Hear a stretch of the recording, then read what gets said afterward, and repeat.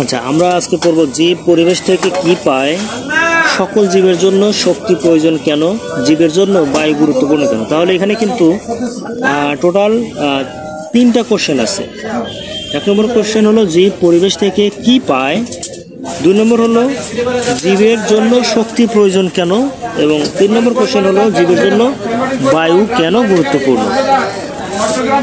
তো এটার 1 নম্বরে আমরা আনসার কি করবো, জীব পরিবেশ থেকে বেঁচে থাকার জন্য সকল উপাদানই পায়। তা আমাদের কোশ্চেন ছিল জীব পরিবেশ থেকে কি পায়, আমরা বলবো কি জীব পরিবেশ থেকে বেঁচে থাকার জন্য সকল উপাদানই পায়। বেঁচে থাকা ও বৃদ্ধির জন্য সকল জীবের শক্তি প্রয়োজন।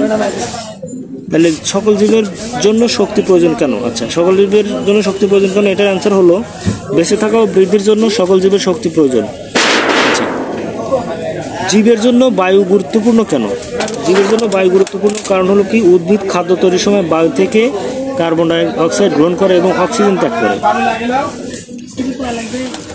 আচ্ছা, তারপরে কি, প্রাণী বায়ু থেকে অক্সিজেন গ্রহণ করে এবং কার্বন ডাই অক্সাইড ত্যাগ করে। অর্থাৎ জীব তথা পরিবেশের ভারসাম্য রক্ষায় বায়ু গুরুত্বপূর্ণ ভূমিকা পালন করে। এই ছিল আমাদের আজকের অ্যান্সার। আল্লাহ হাফেজ, আসসালামু আলাইকুম।